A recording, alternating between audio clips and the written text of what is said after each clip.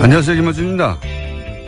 미얀마 군부에 의해 핍박받았던 아웅산 수지가 로힝야 인권에 대해 외면한다는 국제적 비난이 있습니다. 물론 인종 청소는 어떤 정치적 배경이 있다 한들 정당화될 수 없죠. 하지만 아웅산 수지에 대한 이 지적은 절반의 진실만 담고 있습니다. 미얀마는 60년 군사정권을 끝내고 민주정부가 들어선 지 2년이 채 안 되죠. 군은 여전히 막강해서 단위 지자체와 의회 4분의 1 지명권을 가지고 있고 독자 정당도 구성합니다. 그런 군부가 호시탐탐 아웅산 수지의 정치적 실각을 노리고 130여 개 소수민족이 복잡하게 얽혀있는 미얀마에서 이 로힝야 문제만은 압도적 여론으로 그들을 몰아내야 한다는 국내 여론이 있는 상황에서 게다가 선거를 앞두고 있는 아웅산 수지가 로힝야의 편에 무작정 선다는 것은 수많은 이들이 희생되며 60년을 싸운 끝에 쟁취한 미얀마 민주정부가 겨우 2년 만에 막을 내리고 군사정권으로 극악했던 그 시절로 되돌아가는 뇌관이 될 수도 있는 겁니다. 간단치가 않은 문제인 거죠. 하여 아웅산 수지에 대한 국제사회의 비난이 한편으로는 당연하면서 또 한편으로는 이 로힝야 문제의 원인 제공자인 영국의 책임 또한 동시에 지적되어야 마땅합니다. 영국의 책임에 대해서는 누구도 거론하지 않는다는 면에서 부당한 측면이 있는 거죠. 애초 영국이 이 지역에 식민지, 식량기지를 건설하며 이 갈등이 잉태된 거니까요. 서구의 시각만으로 국제 문제를 바라보는 관상은 이제 좀 벗어나야겠습니다. 김어준 생각이었습니다.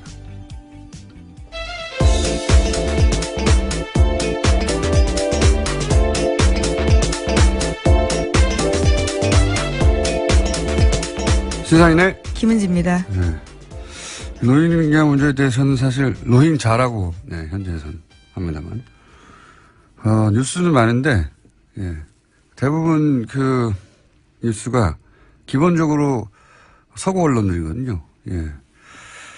그 군부가 굉장히 막강하다고 해요. 여전히 그렇죠. 그래서 우리로 치면 국방부 정당이 있는 거예요. 그리고 그 국방부 정당에서 도지사 예를 들면 4분의 1 그리고 국회의원 우리로 치면 75명 80명 가까이를 그냥 지명할 수가 있어요. 막강한 거죠. 병영국가죠. 실제로 여전히.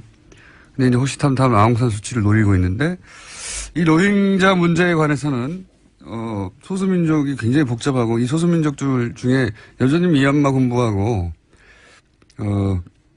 싸우고 있는 그런 소수민족 많거든요. 근데 그런 소수민족 전체가 다 이 문제에 있어서만 일치단결이라고 해요. 그런데 소수민족의 지지를 주로 받은 게 아웅산 수치예요. 그런 상황에서 이제 공개적으로 로힝야족을 용인하는 정책을 펴는 순간 그걸 원하고 있다고 해요. 또 군부는 아웅산 수치가 그 정치적 선택을 하기를. 그러니까 이게 이제 간단치가 않은 거죠. 인권을 언급할 수 하는 게 어려워서가 아니라 언급하는 순간 실제로 또 미얀마 자기 혼자의 문제가 아니라 미얀마 민주정부하고도 그 운명과도 연결돼 있다. 물론 로힝야의 이 후손들이 선조들이 한 일 때문에 인종 청소를 당한다는 게 있을 수 없는 일이잖아요. 그러니까 저는 동시에 있어야 된다. 이런 국제적 압력도 존재해야 되지만 이게 애초 어떻게 시작됐냐. 영국이 그 지역에서 그 이주민들을 토착민 억압의 도구로 쓴 거 아닙니까? 그렇게 시작된 거니까 이 문제는 동시에 지적돼야 되는데 이런 지적을 주로 하는 영국 언론이 아웅산 수치를 비난하며 자기들 얘기는 안 하거든요. 그건 좀 부당한 측면이 있다고 봐요. 저는. 둘 다 얘기가 돼야 되고. 저는 우리 정부에서도 이 로힝자 혹은 로힝야족에 대한 인도적 지원을 꼭 해야 된다고 보는 게 여기 요 틈새를 타고 이제 그 동남아시아에서 IS가 네, 그렇죠. 신생 기지를 구축하려고 하는 시도를 하는데 IS가 이슬람이 아니라 분노를 먹고 자란 거니까. 그러니까 아시아 지역에서 뭐랄까요? 인도적 차원에서 지원해야 되지만 안보 차원에서도 지원하는 게 맞다. 우리 정부도 입장을 내는 게 맞다. 이렇게 생각이 듭니다. 이 문제는 저희가 전문가 한번 초대해 보겠습니다. 자, 첫 번째 뉴스는요. 네, 김명수 대법원장 후보자의 임명 동의안이 어제 국회를 통과했습니다. 찬성 160표가 나왔는데요. 표결에는 수감 중인 자유한국당 배덕광 의원을 제외하고는 모두가 참여했습니다. 김명수 신임 대법원장은 앞으로 대법관 13명을 제청할 수 있고 헌법재판관도 3명을 지명하게 됩니다.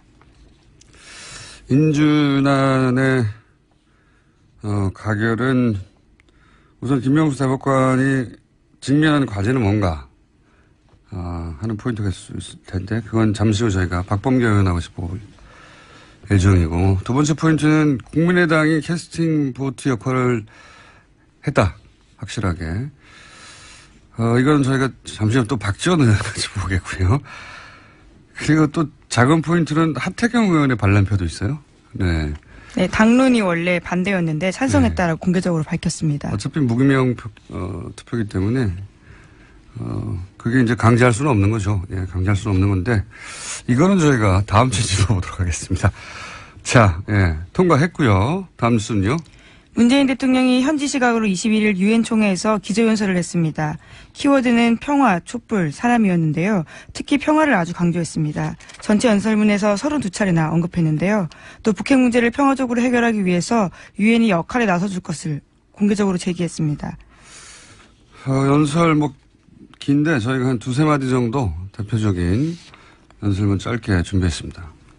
나는 지난 겨울 대한민국의 촛불혁명이야말로 유엔 정신이 빛나는 성취를 이룬 역사의 현장이었다고 생각합니다.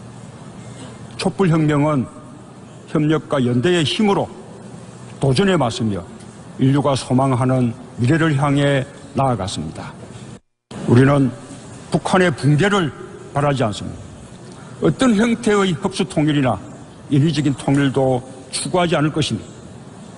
북한이 이제라도 역사의 바른 편에 서는 결단을 내린다면 우리는 국제사회와 함께 북한을 도울 준비가 되어 있습니다. 평화의 실현은 유엔의 출발이고 과정이며 목표입니다. 한반도에서 유엔의 보다 적극적인 역할이 필요합니다. 도발과 제재가 갈수록 높아지는 악순환을 멈출 근본적인 방안을 강구하는 것이야말로 오늘날 유엔에게 요구되는 가장 중요한 역할입니다. 세 가지 메시지가 여기 다 들어있다. 네. 그 중에서 이제, 평화적으로 해결하기 위해서 유엔이 역할을 해달라. 핵심 메시지죠. 네, 다자주의적 개입을 공개적으로 제안한 겁니다. 예. 이란에, 우리도 그랬지만, 핵 문제를 해결하는 데는 당사자국끼리 안 되거든요. 그래서 이란도 사실은 육자회담 더 많죠. 왜냐하면 EU를 대표해서 들어왔으니까. 그래서 그 다자주의를 다시 한번 얘기한 거고요. 자, 다음 뉴스는요. 네, 또 문재인 대통령은 현지 시각으로 21일에 도널드 트럼프 미국 대통령과 정상회담을 가졌습니다. 양국 정상은 북한에 대한 압도적인 군사력을 우위를 유지하는 것이 필수적이다라는 데 공감을 했습니다. 또 한국의 최첨단 군사자산의 획득과 개발 등을 통해서 한미연합 방위태세를 유지, 강화하기로 했습니다. 또 한국과 주변 지역의 미국 전략자산의 순환 배치를 확대하기로 합의했습니다. 북핵 얘기는 트럼프 정부 입장에서는 무기를 팔 기회예요. 기본적으로. 예. 물론 북핵 문제는 그 자체로 실제하는 위기이긴 한데, 그 트럼프의 오바는 이 비즈니스 기회를 극대화하려고 하는 의도도 일부 있다라고 저는 봐야 한다고 봅니다. 실제로 합의되지 않은 이야기들에 대해서 공개하기도 했었습니다. 무기 얘기 많이 했죠. 예. 예. 거꾸로 우리한테 그동안 이제 미국이 팔지 않았던 무기를 팔라고 요구할 수 있는 기회이기도 해서, 예.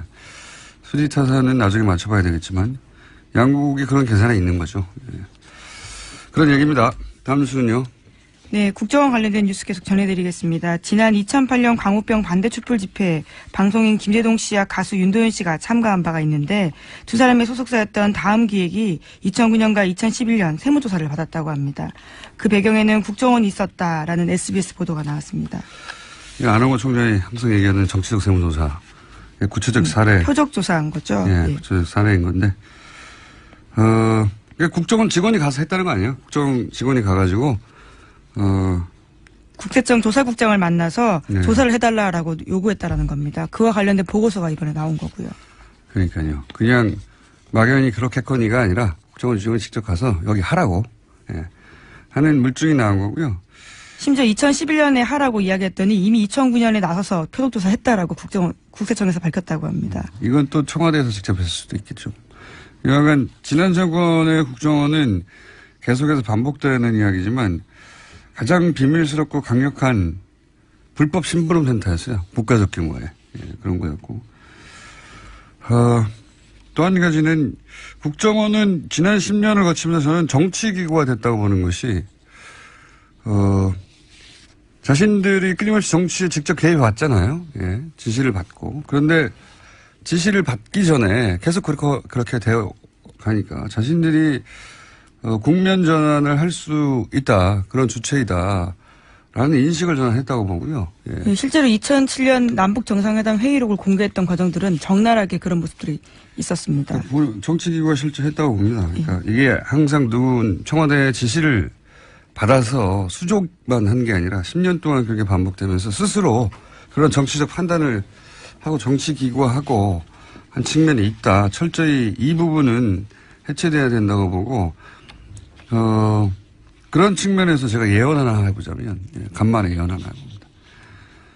남경필 지사의 아들 문제 있지 않습니까? 예. 이것이 무슨 국정과 관련이 있냐, 이렇게 말하려는 게 아닙니다, 일단은. 현재 마약건으로 수감되어 있습니다. 네. 그런데 전 이 사건을 보면서 무슨 생각을 했냐면, 지난 10년간의 패턴으로 보자면, 정치권, 혹은 우리 흔히 하는 표현으로 유명인들, 고위층의 자제, 이분들과 관련한 그러니까 고위층 인사들 혹은 유명인 인사들이 아니라 그 인사들의 자제와 관련한 뉴스가 한동안 나올 수 있다. 예언하는 바입니다. 저는 그런 의구심과, 예, 촉이 작동하였다. 그럴 수 있어요. 예. 일단 그렇게 예언해두고요. 다음 뉴스는요. 네, 이명박 전 대통령과 관련된 뉴스 계속 전해드리겠습니다. 청계재단이라고 있는데요. 이명박 전 대통령이 출연한 재단입니다. 이와 관련해서 청계재단이 자신의 채찍근인 뉴라이트 계열 김진홍 목사의 법인재단에 수천만 원을 지원했다라는 보도가 나왔습니다. CBS가 입수한 자료에 따른 건데요. 청계재단 운영과 사업 현황이란 자료를 보면 청계재단은 2015년과 2016년에 재단법인 두레문화마을에 각각 3천만 원씩 지원했다고 합니다. 이거는 저는 돈을 지원했다의 문제가 아니라 돈을 왜 쓰겠어요. 돈을 쓴다는 것은 영향력을 유지하려고 하는 것이고, 게다가 여기 두레마을의 상임이사 사무장 같은 경우에는 댓글 공작하던 사이버 팀의 일원이었거든요. 예. 예. 저는 우선은 국정원과의 커넥션, 이명박 전 대통령과 혹은 청계재단과 국정원과의 커넥션. 또 하나는 이명박 전 대통령이 이게 지금 작년까지 있었던 일이거든요. 예, 작년. 퇴임 이후에도 지속적으로 자신의 정치적 영향력을 유지하는 여러 가지 방안들을 썼고 정치에 개입하고자 했고 그런 정황의 일부, 극히 일부로 저는 보여집니다. 네. 이 사안은 그래서 저는 점점 더 많은 뉴스가 나올 수 있다. 네, 이명박 전 대통령이 그런 얘기도 했지 않습니까? 차기 정권은 했다고 알려져 있죠. 예. 본인이 확인해 준 바가 없기 때문에. 다음 정권은 내가 만들겠다, 이런 이야기. 거기하고 연결되어 있는 끄트머리 뉴스 일부가 나왔다. 저는 이렇게 보여지고, 이 문제는, 역시 잠시 후에, 오늘은 뉴스와 관련된 인터뷰가 많습니다. 인터뷰가 있습니다. 3부에서. 자, 오늘 여기까지 하죠. 저희가, 오늘 인터뷰 연속으로 많이 했습니다. 네. 시사인의 김은지였습니다. 감사합니다. 네. 바로 이어가겠습니다. 김명수 대법원장 후보자가 아니라 이제는 이제 대법원장입니다. 인준안이 가결됐습니다. 앞으로 김명수 대법원장이 풀어야 할 과제들 어떤 것이 있는지 더불어민주당 박범계 의원 전화 연결해 보겠습니다. 안녕하세요. 네, 반갑습니다. 이 가결, 예. 김명수 대법원장 체제의 출범, 어떻게 보십니까?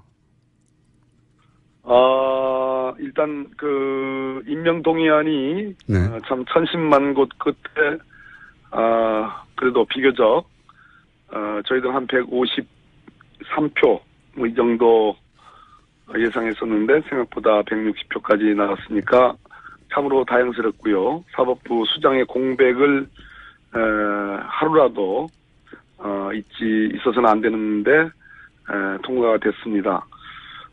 전체적으로 사법부 개혁에 대한 우리 국민 모두의 염원이 이제 실현될 수 있는 그러한 계기가 되었다. 참으로 다행스럽다. 그리고 큰 기대를 갖고 있다. 이런 말씀을 좀 드리겠습니다. 그 큰 기대가 이제 결국은 여러 가지 산적한 사법 개혁 과제를 잘 수행할 적임자다라고 해서 이제 기대를 갖고 계실 것 같은데 어떤 과제가 있습니까? 짚어주시자면. 기본적으로 이제 김명수 대법원장은 그동안 법원 행정처라는 말 그대로 사법부를 사실상 장악했다 그럴까 좌지우지했던 그런 조직의 출신이 아닙니다. 예. 야전에서 말 그대로 뭐 법관에게 야전이라는 표현하는 게 좀 어울리지 않는데요. 30년 동안 묵묵히 이 재판만 해왔고 춘천지방법원장으로서 말 그대로 진짜 이번에 일부 야당 의원들의 그 비유들을 보면 무슨 원스타가 총리가 되는 것 같다. 춘천 경찰서장이 경찰청장이 되는 것과 같다는 이런 비유가 있을 정도로 그런 비아냥을 들었습니다. 반대로 그것은 사법부 전체를 일신하고 말 그대로 소수자 보호 그리고 힘없는 어떤 사회적 약자 보호에 대한 그런 사법부 판결의 분위기를 일신할 수 있는 계기가 되었다. 이렇게 말씀드릴 수 있겠습니다. 법원 행정처 개혁은 왜 중요합니까?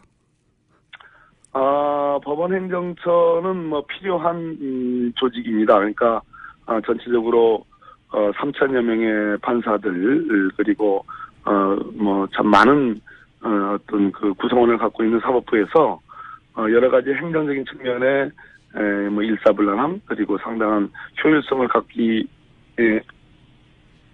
필요가 있기 때문에 네. 법원행정처가 필요한 그런 조직이긴 한데요. 예. 법원행정처가 그동안 많은 오명을 갖고 있죠. 그러니까 특히 양승태 현 대법원장 체제에서 사법부 판결 내부로부터의 독립을 좀 간섭을 한 거 아니냐, 재판에 관여한 거 아니냐라는 그러한 오해를 받아왔습니다. 그런 측면에서 단순한 사법행정의 지원 조직이 아니고 어떤 법관의 재판에 관여하고 간섭하는 거 아니냐는 그런 오해가 있었기 때문에 그런 측면에서 개혁이 필요하다 이런 말씀을 드리겠습니다. 알겠습니다. 또 한 가지는 이제 판사 블랙리스트 문제가 크게 불거졌었는데 이 대법원장 인준 전후로 하여서는 잠잠했습니다. 이 문제는 다시 짚어봐야 될 문제가 되겠죠?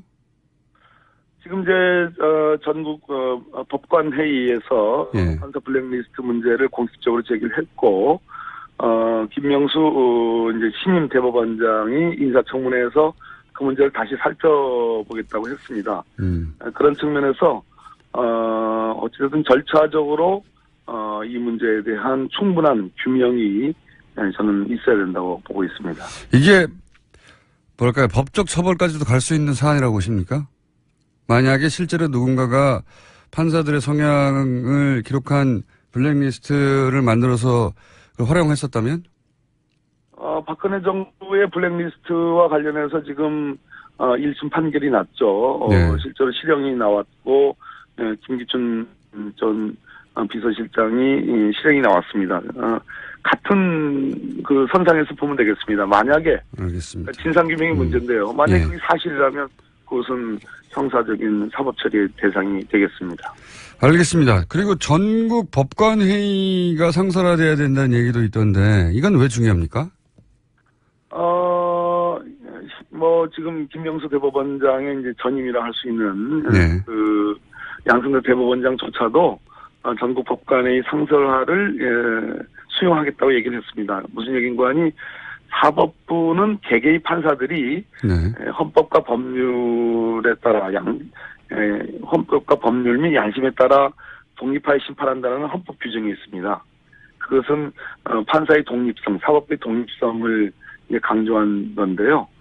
그런 측면에서 판사들이 또 외부로부터의 독립은 물론이지만 대법원장을 포함해서 상급 기관 또는 또 법원장으로부터의 독립, 내부로부터의 독립도 중요하기 때문에 그러한 것들이 보장이 되려면 개개의 이 평판사들의 어떤 전체적인 회의체, 그런 어떤 의지를 모아나가는 그러한 구심이 필요하다는 측면에서 법관회의가 의미가 있다고 보겠습니다. 그러니까 사법부의 그러니까 법원행정처의 개혁이나 전국 법관회의 상설화 모두 사법부의 독립을 위한 어떤 계획 조치군요. 그렇습니다. 네. 예, 맞습니다. 알겠습니다. 그리고 한 가지 더 여쭤보자면 대법관 수를 늘려야 한다는 이야기도 있는데 대법관 수를 왜 늘려야 되는 거죠? 지금 이제 14분의 대법관이 계시거든요. 예. 그중에 이제 법원 행정처장은 사법행정만 하기 때문에 대법원 판결에 관여하지 않습니다. 그래서 예. 14분의 대법관 중에 13분의 대법관만 이제 재판에 관여하는데요. 그러다 보니까 실제로 우리나라에서 여러 가지 현장에서 벌어지는 많은 일들이 다 법원으로 재판의 형태로 이제 들어오고 있지 않습니까? 예, 예. 그런데 가장 대표적으로 우리나라의 사회 갈등 과제들, 그중에 노동사건과 관련된 그런 아주 첨예한 문제들이 많이 있었는데 대법관 수를 보다 늘려가지고 전문화해야 된다는 그런 요구가 있습니다. 사회 갈등 과제를 법원이 제대로 다루기 위해서는 현재의 13분의 대법관의 그런 구조로는 충분하지 않다. 특히 대법원의 지형이 그동안 참여정부 때를 그나마 그때는 이제 독수리 오영제라고 그래가지고 네. 5분의 진보적인 대법관이 계셨는데 현재의 김명수 대법원장이 되시더라도 전체적으로 대법관이 고수화돼 있다라는 그런 비판이 있고 기울어진 운동장이라는 그런 비판이 있기 때문에 대법관 수를 늘려서 보수 대 진보의 어떤 균형을 찾아야 된다. 그런 측면에서 노동법원이 필요하다는 그런 지적이 있기 때문에 대법관 수 늘리는 문제가 중요한 화두가 되어 있습니다. 알겠습니다. 마지막 질문 한 가지만 더 여쭤보겠습니다. 양승태 대법원장이 그래서 이제 오늘 퇴임식을 하게 될 텐데 네. 지난 6년 양승태 대법원장 체제를 간단하게 평가해 보시자면요. 본인으로서는 좀 듣기 싫으시겠지만, 노력하셨지만, 대체로 박근혜 정부의 국정농단이 있었습니다. 그 부분을, 사법부와 직접적인 관계가 없지만, 대체로 보수화의 경향이 심화되고, 법관에 대한 재판의 관여, 간섭이, 눈에 보이지 않게 있어 왔으며, 대체로 기울어진 운동장에, 아무튼, 일조를 하셨다. 큰 점수를 주기는 어렵다. 그러나 어쨌든 수고하셨다. 이렇게 평가하겠습니다. 알겠습니다. 오늘 말씀 감사하고요. 의원님? 네네. 법무부 장관 언제 되십니까? 왜 그러세요? 오늘 말씀 여기까지 듣겠습니다. 감사합니다. 예, 감사합니다. 박범계 의원이었습니다. 않습니다. 어떤 형태의 흡수 통일이나 인위적인 통일도 추구하지 않을 것입니다. 북한이 이제라도 역사의 바른 편에 서는 결단을 내린다면 우리는 국제사회와 함께 북한을 도울 준비가 되어 있습니다. 평화의 실현은 유엔의 출발이고 과정이며 목표입니다. 한반도에서 유엔의 보다 적극적인 역할이 필요합니다. 도발과 제재가 갈수록 높아지는 악순환을 멈출 근본적인 방안을 강구하는 것이야말로 오늘날 유엔에게 요구되는 가장 중요한 역할입니다. 세 가지 메시지가 여기 다 들어있다. 네. 그 중에서 이제, 평화적으로 해결하기 위해서 유엔이 역할을 해달라. 뭐 핵심 메시지죠. 네, 다자주의적 개입을 공개적으로 제안한 겁니다. 예. 이란에 우리도 그랬지만 핵 문제를 해결하는 데는 당사자국끼리 안 되거든요. 그래서 이란도 사실은 육자회담 더 많죠. 왜냐하면 EU를 대표해서 들어왔으니까. 그래서 그 다자주의를 다시 한번 얘기한 거고요. 자, 다음 뉴스는요. 네, 또 문재인 대통령은 현지 시각으로 21일에 도널드 트럼프 미국 대통령과 정상회담을 가졌습니다. 양국 정상은 북한에 대한 압도적인 군사력을 우위를 유지하는 것이 필수적이다라는 데 공감을 했습니다. 또 한국의 최첨단 군사자산의 획득과 개발 등을 통해서 한미연합 방위태세를 유지, 강화하기로 했습니다. 또 한국과 주변 지역의 미국 전략자산의 순환 배치를 확대하기로 합의했습니다. 북핵이기는 트럼프 정부 입장에서는 무기를 실제로 또 미얀마 자기 혼자의 문제가 아니라 미얀마 민주정부하고도 그 운명과도 연결돼 있다. 물론 뭐 로힝야의 이 후손들이 선조들이 한 일 때문에 인종 청소를 당한다는 게 있을 수 없는 일이잖아요. 네. 그러니까 저는 동시에 있어야 된다. 이런 국제적 압력도 존재해야 되지만 이게 애초 어떻게 시작됐냐. 영국이 그 지역에서 그 이주민들을 토착민 억압의 도구를 쓴 거 아닙니까? 그렇게 시작된 거니까 이 문제는 동시에 지적돼야 되는데 이런 지적을 주로 하는 영국 언론이 앙산 수치를 비난하며 자기들 얘기는 안 하거든요. 그건 좀 부당한 측면이 있다고 봐요, 저는. 둘 다 얘기가 돼야 되고. 저는 우리 정부에서도 이 로힝야족에 대한 인도적 지원을 꼭 해야 된다고 보는 게, 여기 요 틈새를 타고 이제 그 동남아시아에서 IS가 네, 그렇죠. 예, 신생기지를 구축하려고 하는 시도를 하는데 IS가 이슬람이 아니라 분노를 먹고 자라는 거니까. 예. 그러니까 아시아 지역에서 뭐랄까요? 인도적 차원에서 지원해야 되지만 안보 차원에서도 지원하는 게 맞다. 우리 정부도 입장을 내는 게 맞다. 이렇게 생각이 듭니다. 이 문제는 저희가 전문가 한번 초대해 보겠습니다. 자, 첫 번째 뉴스는요. 네, 김명수 대법원장 후보자의 임명동의안이 어제 국회를 통과했습니다. 찬성 160표가 나왔는데요. 표결에는 수감 중인 자유한국당 배덕광 의원을 제외하고는 모두가 참여했습니다. 김명수 신임 대법원장은 앞으로 대법관 13명을 제청할 수 있고 헌법재판관도 3명을 지명하게 됩니다. 인준안의 가결은 우선 김명수 대법관이 직면하는 과제는 뭔가 하는 포인트가 있을 텐데 그건 잠시 후 저희가 박범계 의원하고 짚어볼 예정이고 두 번째 포인트는 국민의당이 캐스팅 보트 역할을 했다. 확실하게. 이건 저희가 잠시 후 또 박지원 의원까지 보겠고요. 그리고 또 작은 포인트는 하태경 의원의 반란표도 있어요. 네. 네, 당론이 원래 반대였는데 찬성했다라고 공개적으로 밝혔습니다. 어차피 무기명 투표이기 때문에 그게 이제 강제할 수는 없는 거죠. 예, 강제할 수는 없는 건데 이거는 저희가 다음 주에 짚어보도록 하겠습니다. 자, 예, 통과했고요. 다음 뉴스는요.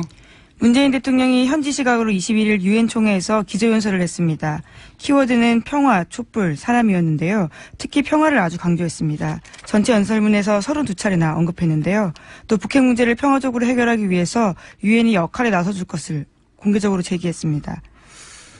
연설 긴데 저희가 한 두세 마디 정도 대표적인 연설문 짧게 준비했습니다. 나는 지난 겨울 대한민국의 촛불혁명이야말로 유엔 정신이 빛나는 성취를 이룬 역사의 현장이었다고 생각합니다. 촛불혁명은 협력과 연대의 힘으로 도전에 맞서며 인류가 소망하는 미래를 향해 나아갔습니다. 우리는 북한의 붕괴를 바라지. 안녕하세요, 김어준입니다. 미얀마 군부에 의해 핍박받았던 아웅산 수지가 로힝야 인권에 대해 외면한다는 국제적 비난이 있습니다. 물론 인종 청소는 어떤 정치적 배경이 있다 한들 정당화될 수 없죠. 하지만 아웅산 수지에 대한 이 지적은 절반의 진실만 담고 있습니다. 미얀마는 60년 군사정권을 끝내고 민주정부가 들어선 지 2년이 채 안 되죠. 군부는 여전히 막강해서 단위 지자체와 의회 4분의 1 지명권을 가지고 있고 독자 정당도 구성합니다.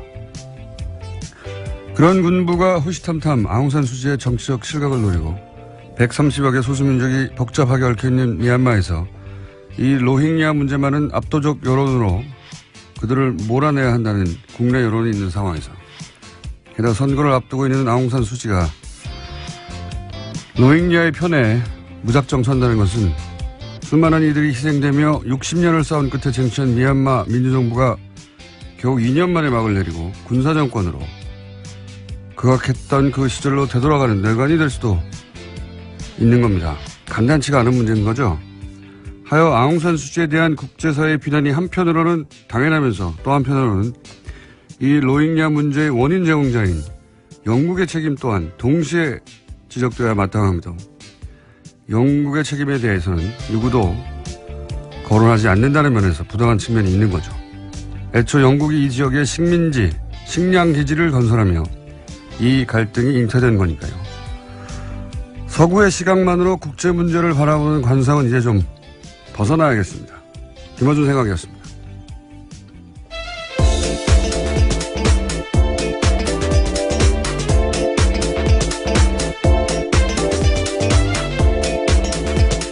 시사인의 김은지입니다. 네. 로힝야 문제에 대해서는 사실 로힝자라고 현재에서는 합니다만 뉴스는 많은데 대부분 그 뉴스가 기본적으로 서구 언론들이거든요. 그 군부가 굉장히 막강하다고 해요. 여전히 그렇죠. 그래서 우리로 치면 국방부 정당이 있는 거예요. 그리고 그 국방부 정당에서 도지사 예를 들면 4분의 1 그리고 국회의원 우리로 치면 75명 80명 가까이를 그냥 지명할 수가 있어요. 막강한 거죠. 병영국가죠. 실제로 여전히. 근데 이제 호시탐탐 아웅산 수치를 노리고 있는데 이 로힝자 문제에 관해서는 소수민족이 굉장히 복잡하고 이 소수민족들 중에 여전히 미얀마 군부하고 싸우고 있는 그런 소수민족 많거든요. 근데 그런 소수민족 전체가 다 이 문제에 있어서만 일치단결이라고 해요. 그런데 소수민족의 지지를 주로 받은 게 아웅산 수치예요. 그런 상황에서 이제 공개적으로 로힝야족을 용인하는 정책을 펴는 순간 그걸 원하고 있다고 해요. 또 군부는 아웅산 수치가 그 정치적 선택을 하기를. 그러니까 이게 이제 간단치가 않은 거죠. 인권을 언급할 수 하는 게 어려워서가 아니라 언급하는 순간